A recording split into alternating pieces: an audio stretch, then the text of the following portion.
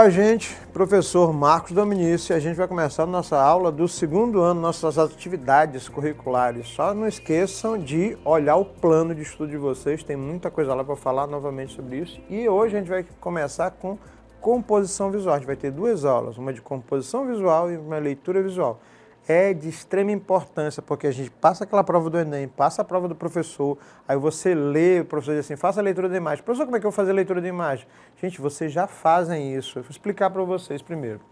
Composição visual parece uma coisa assim muito fora do contexto, mas eu vou, sabe quando você está passando o dedo numa rede social, aquela que é só vídeo e imagem, não falar o nome da rede, e tu para numa imagem, num vídeo, e aquilo que te chama atenção é porque a composição visual daquela imagem, a estética da imagem, a qualidade da imagem te chamou a atenção.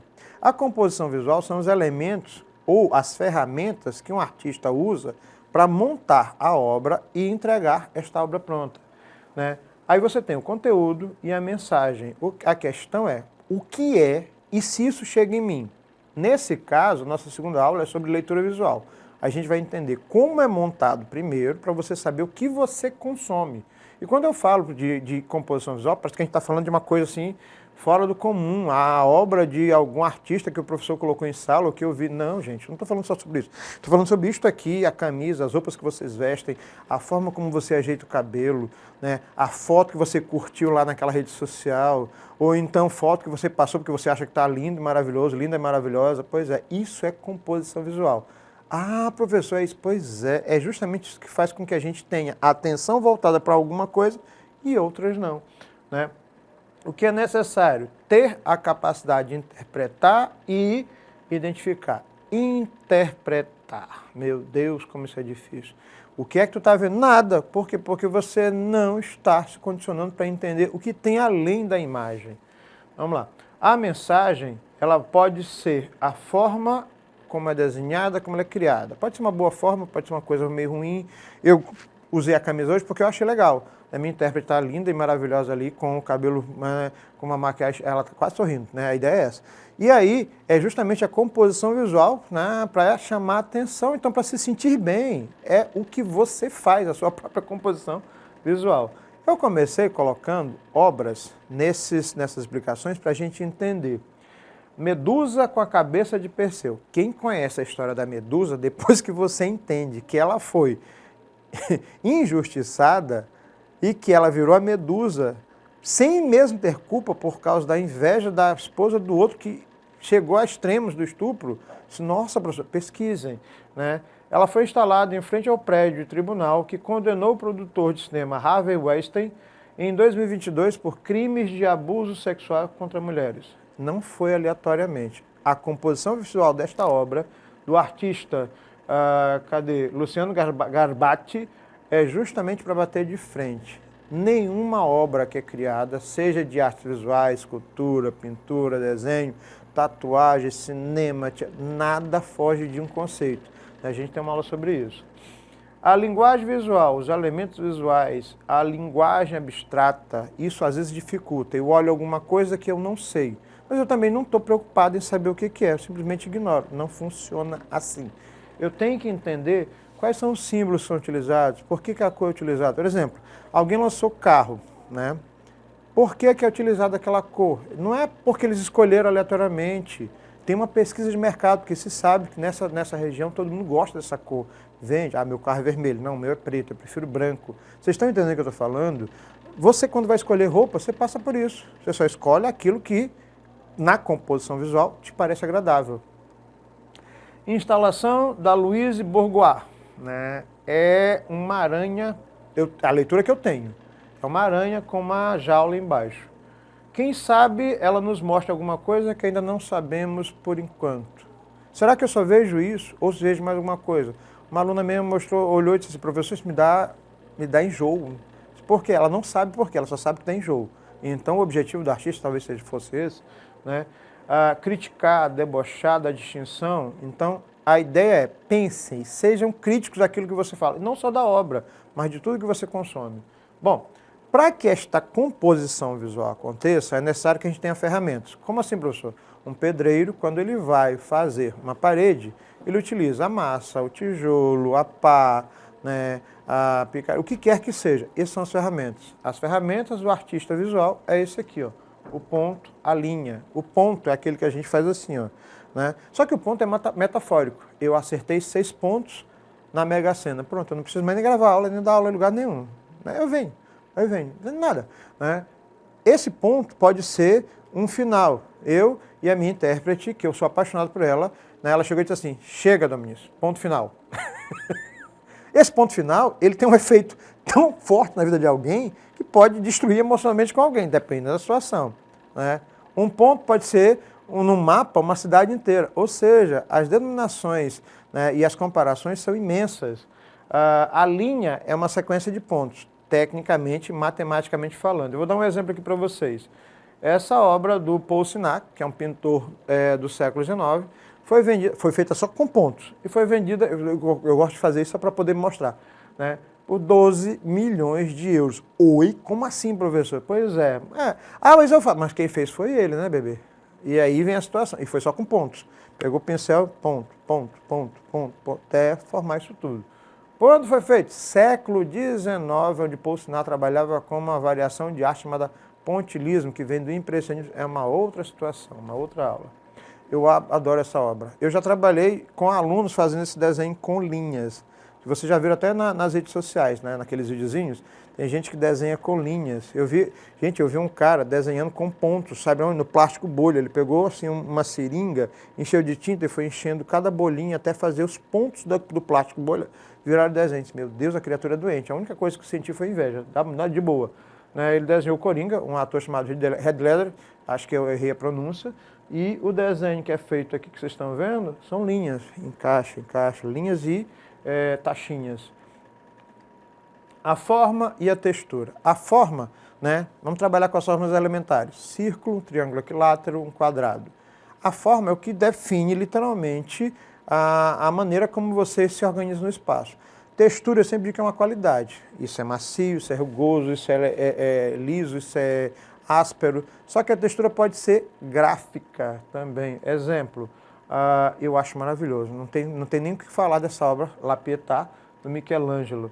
Gente, essas dobras de roupas aqui, eu sempre digo para os meninos, olhem de perto, é pedra. Isso é uma pedra, isso é mármore. Não tem outro nome, né?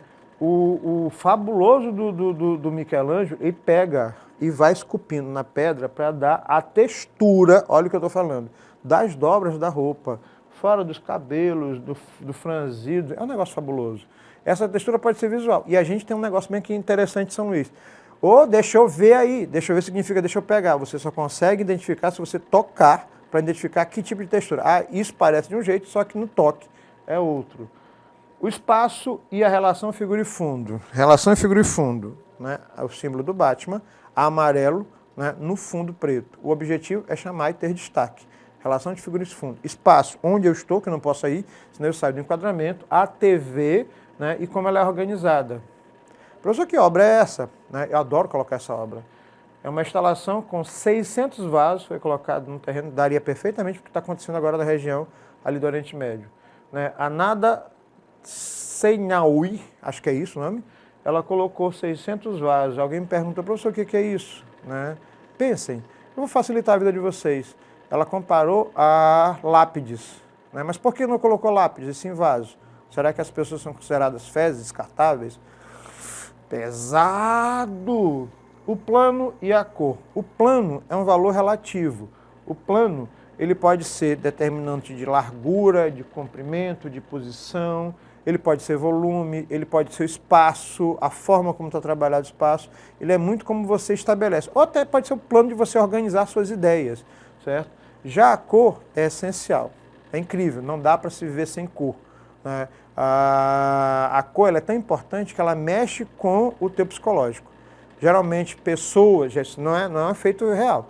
Né? E outra, não tem nada de esotérico. Existem variações científicas da cromoterapia.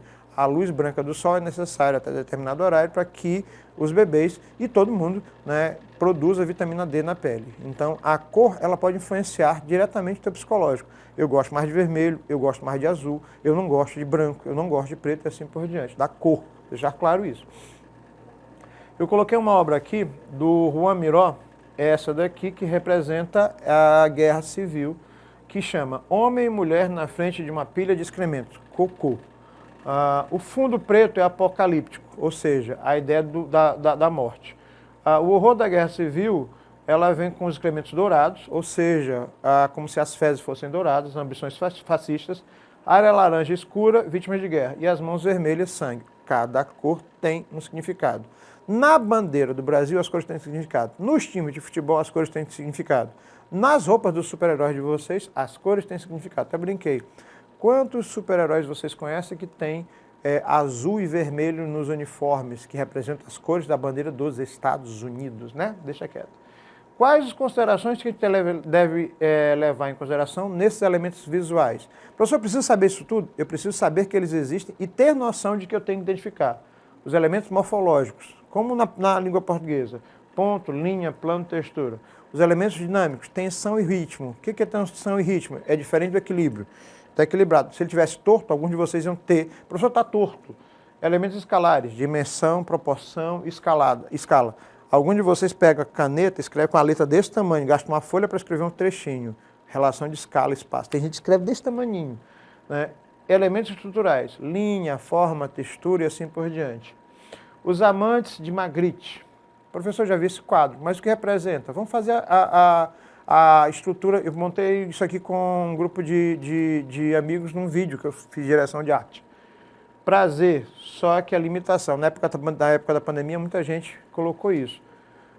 Teve gente que disse que foi em função do suicídio da mãe dele, que normalmente que o corpo foi encontrado com uma toalha branca molhada no rosto, por causa disso. Mas tem gente que diz que é o distanciamento, o amor impossível. Ou seja, eu vou fazendo a leitura a partir da composição visual que eu vejo.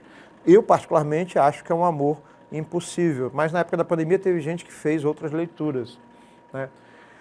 Elementos intelectuais. Eu sei o que eu estou vendo. Por que eu resumo normalmente assim, eu não gostei, eu gostei. Tu disse que não gosta, não sabe nem por quê. É interessante isso. Normalmente o que você não sabe, ou você acha graça infantilmente, né, como se fosse uma criança, ou você tem preguiça de parar e pensar sobre o que isso está falando. Mas é fora da tua zona de conforto, ou tu realmente não quer fazer isso. Esses elementos intelectuais, eles vão determinar o que você sente. Eu gosto, não gosto. Não estou falando só de artes visuais. Serve para música, para cinema, produção audiovisual, série, animes. Eu gostei disso, não gostei daquilo. Isso é o elemento intelectual. É o que mexe com o teu aspecto emocional, afetivo, entre outras coisas. Equilíbrio visual. Eu tenho um amigo que ele não pode ver quadros tortos, ele vai lá e ajeita, né? Equilíbrio, tensão, dinâmica, é como alguns de vocês têm toques, né? A coisa está assim, a pessoa vai lá e conserta, né? E não sabe nem por quê. Tem gente que organiza. E tem gente que já prefere tudo meio torto. Eu fiz um exercício com 2 alunas, botei as 2 para trabalhar juntas. Uma é muito metódica, certinha e geométrica, e a outra gosta de quebrar. Menino, foi uma das experiências mais divertidas que eu vi na minha vida. A situação do equilíbrio é o que a gente chama de harmonia, que, por exemplo, existe na música. Quando você não tem harmonia na música, você desafinou, ou seja, falta esse equilíbrio. Olha que loucura. O que você sente quando vê isso? Professor, o que é isso? Né? Teve alguém que disse assim, mas são martelos? A pessoa veio olhar de perto. Um objeto artístico é aquele que você, além de ver e sentir, você quer tocar, mas ele te traz determinadas sensações, né? O objeto artístico. Mas a gente já faz isso no cotidiano, né? Inclusive com objetos comuns. Refletir, considerar, achar significados. Por que tem uma série de martelos? Qual é a função do martelo? Quando ele deixa de ser martelo, ele é utilizado com alguma outra significação. E se esse martelo te ferisse? Né? Será que não existe um martelo metafórico na tua vida que fica batendo na tua cabeça? É igual professor, foi longe. Isso disse um aluno meu essa semana ao olhar a obra Acumulações de Armand. Tensão é o que prova desconforto. Num filme, a tensão é quando você está, tipo assim, filme de terror, que tu espera, tu sabe o que aconteceu. Agora imagine isso numa imagem. É possível na imagem? Com certeza. Né? É possível numa música? Com certeza. É possível na dança, no teatro, em todas as formas de arte. A maior tensão visual, né, que reforça o significado, cria propósito, aumenta a intenção, entre outras coisas. Isso é a base para a interpretação, né? Quando passa despercebido é porque não dialoga contigo. Ou talvez tu não queira tem a intenção de entender qual foi o motivo. Eu coloquei propositalmente aqui os casarões de São Luís e coloquei numa foto diferenciada, porque eu acho a coisa mais linda do mundo. Gente, isso aqui foi feito no século XIX. Há um equilíbrio, né, na forma, mas também a base é completa. E enquanto eu coloquei aqui para postar, enquanto as sacadas são numa linha, as bases vão sendo modificadas. Para quem tem toque, surta com isso aí, só vai prestar atenção quando você muda o ponto de vista. Consumimos diariamente imagens. Eu não vou falar de redes sociais porque a gente já faz isso, né? Ícones, gráficos, diagramas, desenhos, pinturas, fotografias, vídeos. Vocês entendem tudo que vocês veem? Essa é a pergunta. Eu coloquei um quadro que eu adoro discutir sobre ele. Chama-se A Redenção de Kant, do espanhol Modesto Brocos. Ele estudou na Academia Brasileira de Belas Artes no século XIX, Dom Pedro II, ainda estava aqui no Brasil, e ele chama o quadro da Maldição de Kant. Né? Qual a composição visual? Tem uma senhora de idade negra, tem uma mulher mestiça, né, que na época era chamada de mulata, né, mas com a pele mais clara, mas é negra, com um bebê branco, que é o filho dela, e do lado o marido, que é branco. Bom, eu estou falando do processo de miscigenação da nossa cultura brasileira. Professor, por que ele está desse jeito? Por que ela está desse jeito? Por que ela parece que está segurando a mão como se fosse a Virgem Maria? Por que essa senhora está com os braços para cima? Ela agradece a Deus pelo neto ter nascido branco. Pesado. Por quê? Porque a culpa dela ser negra, ou pelo menos era esse o sentimento, ainda para muita gente o sentimento de que a pessoa não se assume como pessoa negra, justamente porque ela acha que é uma coisa errada, porque no Brasil, nós como pessoas pretas somos condicionados, pessoas negras, somos condicionados a pensar que isto não era agradável, que não era aceito socialmente. Quer dizer, a gente ainda enfrenta uma série de problemas, né? Mesmo assim, quando você fala de um quadro que foi feito em 1889, você repensa. A composição visual foi feita aleatoriamente, eu estou falando de um cara que desenhou isso no século XIX. Né? Enfim, nós temos algumas obras interessantes para pensar. Essa aqui é de um cara chamado Banksy, né, que é um homem negro, americano, e aí ele faz uma imagem no Instagram dele com a bandeira dos Estados Unidos, uma vela ali embaixo. A vela tem um significado, já vou falar para vocês, e a vela queima a bandeira dos Estados Unidos. Ali embaixo, a foto, né, do George Floyd, que há alguns anos atrás, mais ou menos 3 anos atrás, um homem negro americano foi espancado pela polícia.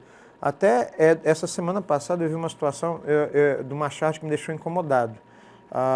Uma pessoa branca foi para cima, o homem preto chamou a polícia prendeu o homem preto.